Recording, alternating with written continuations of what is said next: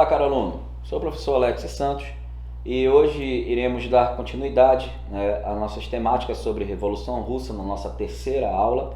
Mas antes de entrarmos no cerne do conhecimento sobre a Revolução Russa, gostaria muito que você se inscrevesse no nosso canal Everest Virtual, desse lá o nosso sininho, tocasse o nosso sininho, compartilhasse o nosso vídeo, certo? E principalmente deixasse o seu like e seus comentários também, caso você tenha alguma dúvida, sobre o que nós estamos trabalhando aqui. E sem mais delongas, vamos justamente para o que mais interessa, que é o conhecimento sobre esse contexto da Revolução Russa. Se você pegar depois com calma o nosso primeiro vídeo, o nosso segundo vídeo, você vai ver que nós estamos trabalhando o contexto da história que gerará o processo da Revolução Russa. E hoje nós vamos trabalhar justamente o que? Um dos momentos mais marcantes do contexto justamente que levaria a essa Rússia, vamos dizer assim, ao cerne da Revolução, que foi o movimento do Domingo Sangrento.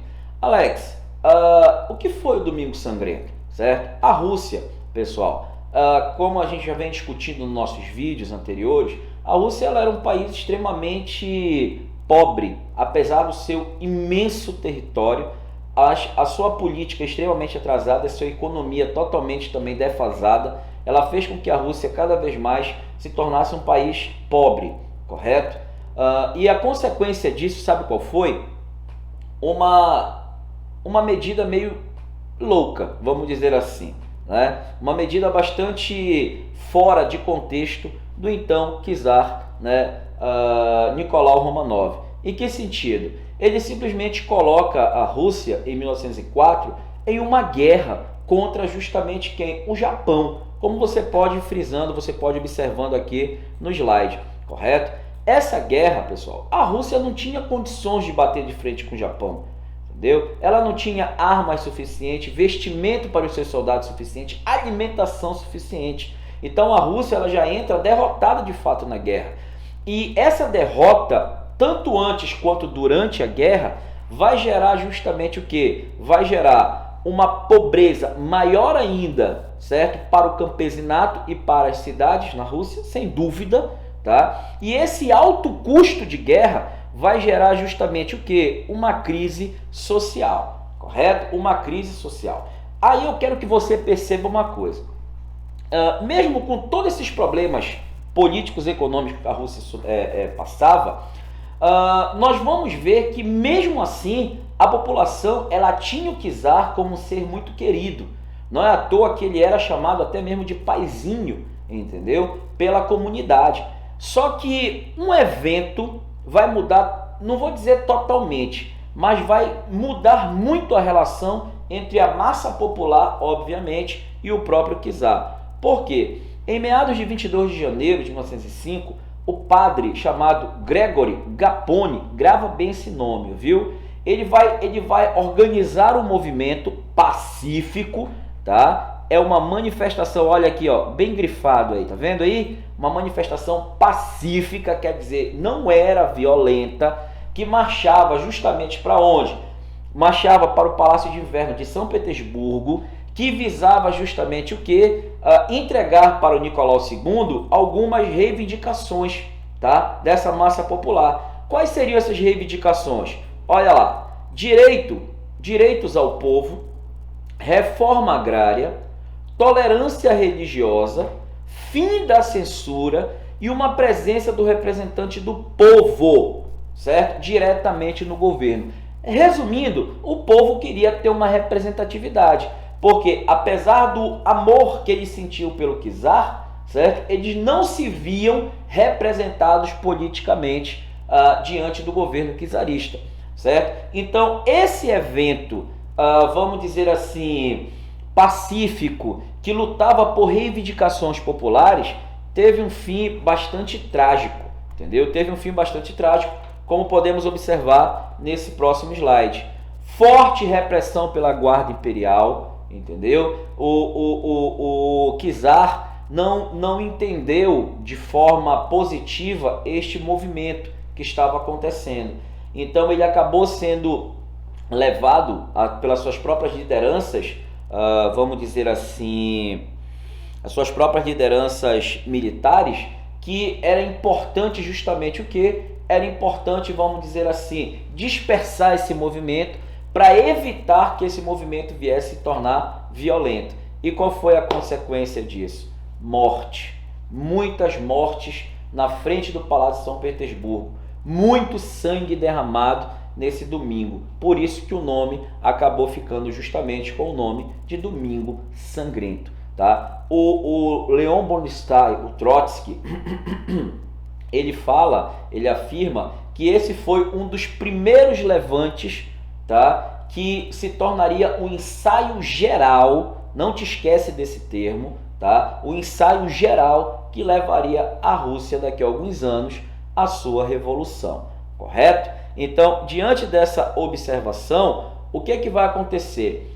O czar vai sofrer vários levantes, certo? Ele vai ser questionado pelo seu exército, pela sua marinha. Aí sabe o que vai acontecer com ele? Ele vai recuar. E ele acaba criando justamente o Manifesto de Outubro, tá? Que seria a elaboração de um governo czarista. Só que agora uma monarquia constitucional parlamentarista seria organizada e nós teríamos dois representantes, os sovietes, certo? Que iriam justamente representar quem? Os trabalhadores, quer dizer, ele daria, né, à massa popular o quê? Um representante, e teria a Duma, que seria os representantes de quem? Da burguesia. Só que aí é que vem um detalhe.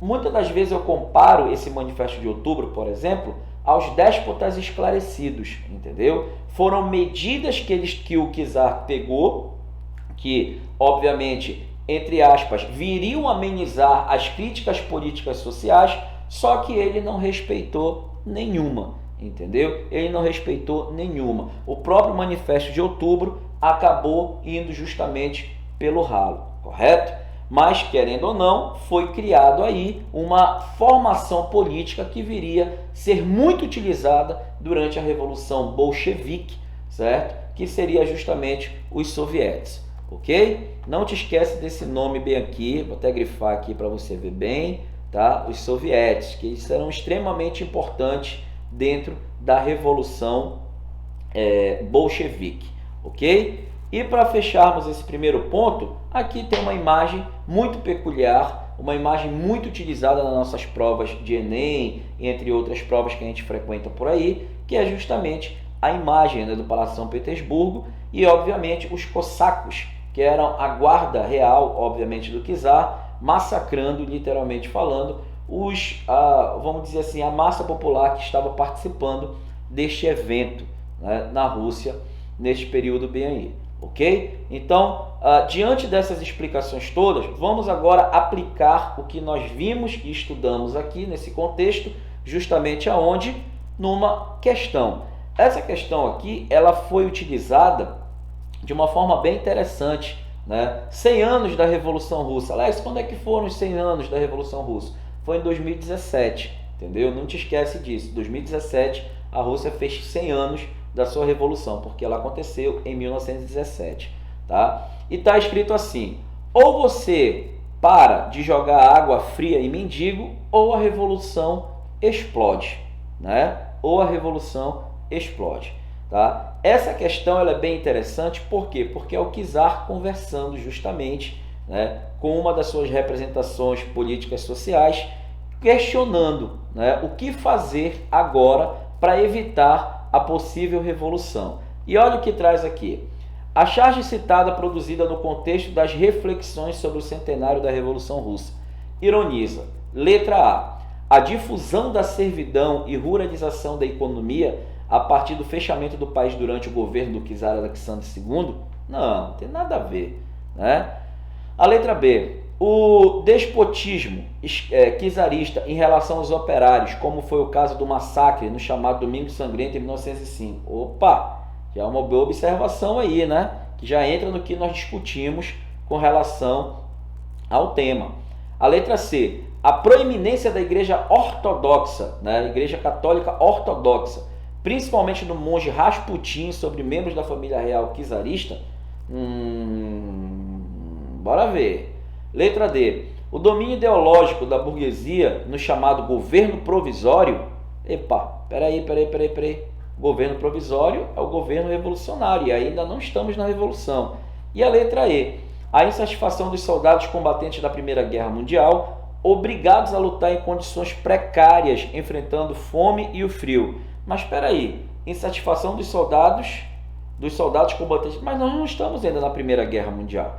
Então, se você observar com bastante clareza, né, a resposta correta dessa nossa questão seria justamente qual? A letra B de bola, entendeu? A letra B de bola. Por quê? Porque vai falar justamente sobre o contexto do padre Gregory Gapone, certo? Que vai falar sobre o movimento, né? O movimento, vamos dizer assim, que gerou o processo, né, do ensaio geral que nós conhecemos na história com o nome justamente de Domingo Sangrento. Ok, meu caro aluno? Espero que você tenha entendido e principalmente gostado. Espero muito que você se inscreva no nosso canal Everest Virtual, dê o seu like, toque nosso sininho e principalmente o que? Compartilhe com seus colegas, seus amigos, sua família este vídeo. Conhecimento sempre é bom. Um forte abraço e até a próxima.